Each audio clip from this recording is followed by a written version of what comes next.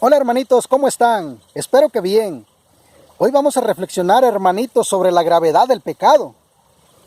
Escuchamos por ahí alguna doctrina de nuestros hermanos separados diciendo que todo pecado nos lleva a la muerte.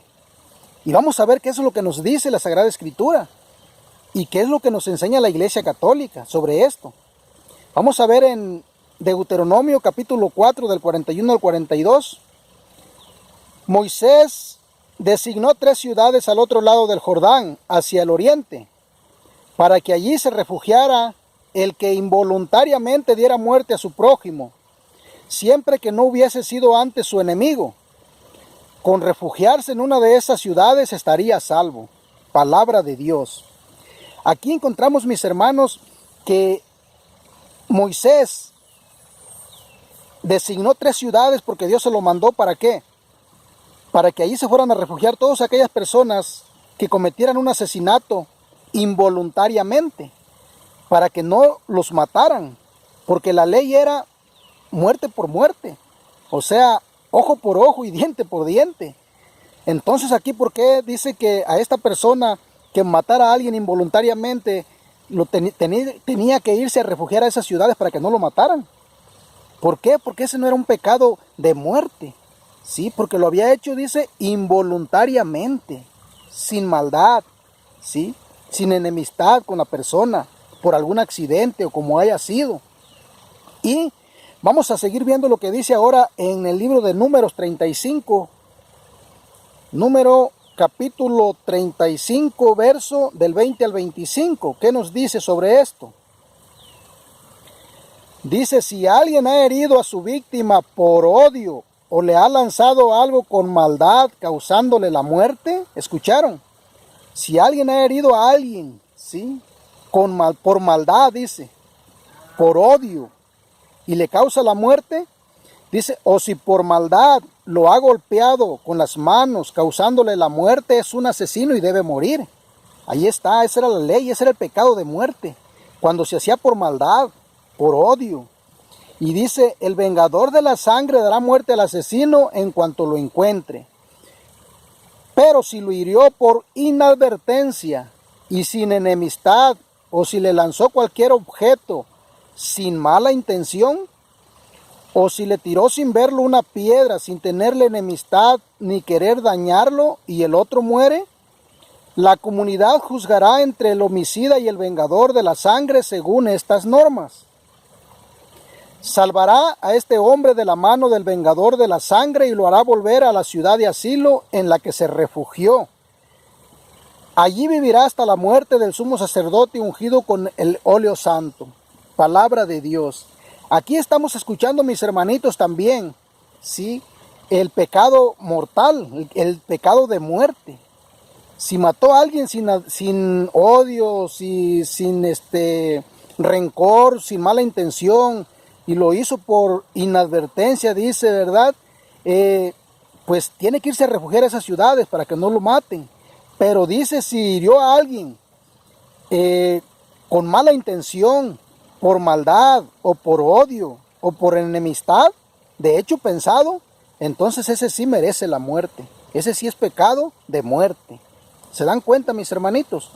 Entonces vamos a ver ahora lo que nos sigue diciendo en Éxodo 21. Éxodo capítulo 21, del 12 al 14. Dice, el que hiera a otro y lo mate morirá. Ahí está lo que era la ley.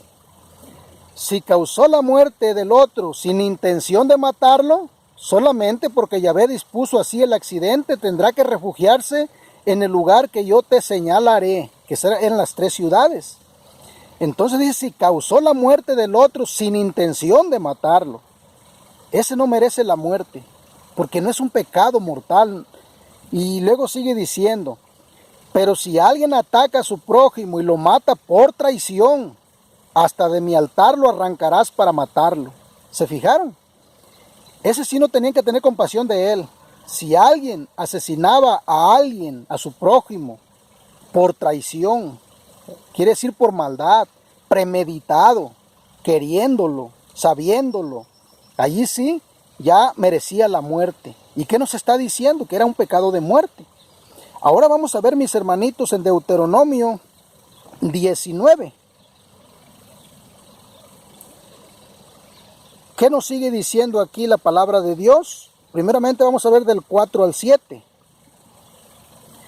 Dice, mira en qué caso el que dio muerte a un hombre podrá refugiarse allí para salvarse, o sea, en esas ciudades.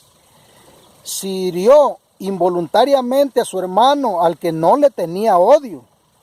Por ejemplo, si alguno va al bosque con un compañero a cortar leña y mientras maneja el hacha para cortar el árbol, se sale el hierro del mango y va a herir mortalmente a su compañero, este puede huir a una de estas ciudades y así salvarse. ¿Se fijaron, mis hermanos? Dice, no sea que el vengador de la sangre se deje llevar por la cólera, persiga al que causó la muerte, lo alcance si es muy largo el camino y lo mate, cuando en realidad este no es reo de muerte, ya que no odiaba anteriormente a su compañero. Por esto te mando yo que separes estas 3 ciudades, palabra de Dios. Aquí escuchamos, hermanos, algo muy interesante. ¿Se fijan por qué el Señor designó esas 3 ciudades? Para salvar a aquellas personas inocentes, o sea, aunque hayan dado muerte a una persona, pero que haya sido por accidente, dice. Y aquí encontramos algo muy interesante que dice que a veces hasta el Señor, ¿sí? Dice, si el Señor lo permitió ese accidente, entonces esta persona tiene que huir para que no lo maten, para que no vengan esa sangre, porque Él no lo hizo con hecho pensado. Por eso pone aquí el ejemplo de ese hombre que va con su compañero a cortar leña y que se sale el hacha del palo y le pega al compañero y lo mata. Fue sin querer. Entonces ese no es un pecado que lleve a la muerte. ¿Se fijaron la gravedad del pecado? Por eso vamos a ver ahora lo que sigue diciendo del 11 al 12. El verso del 11 al 12. Dice, pero si un hombre por odio a su prójimo le tiende una emboscada, se lanza sobre él y lo hiere de muerte, si luego el agresor huye a una de estas ciudades, los jefes de su ciudad mandarán prenderlo allí al lugar de asilo y lo entregarán en manos del pariente del muerto para que le quiten la vida. Palabra de Dios. ¿Se fijaron, mis hermanitos? ¿Sí? Dice que si un hombre por odio mata a su prójimo, le tiende una emboscada, se lanza sobre él y lo hiere de muerte y muere, ¿qué es lo que tiene que hacer? Si ese hombre dice corre a esconderse a esas ciudades, a esas 3 ciudades, dice los jefes de la ciudad lo tienen que aprender y traerlo para que lo maten, porque él lo hizo de hecho pensado, lo hizo por maldad, lo hizo por odio, lo hizo por venganza. Y aquí estamos descubriendo nosotros, hermanitos, la gravedad del pecado, también para nosotros a hoy. Por eso la iglesia nos enseña claramente que hay un pecado de muerte y hay un pecado que no nos lleva a la muerte, un pecado venial, que le llama así, mortal y venial.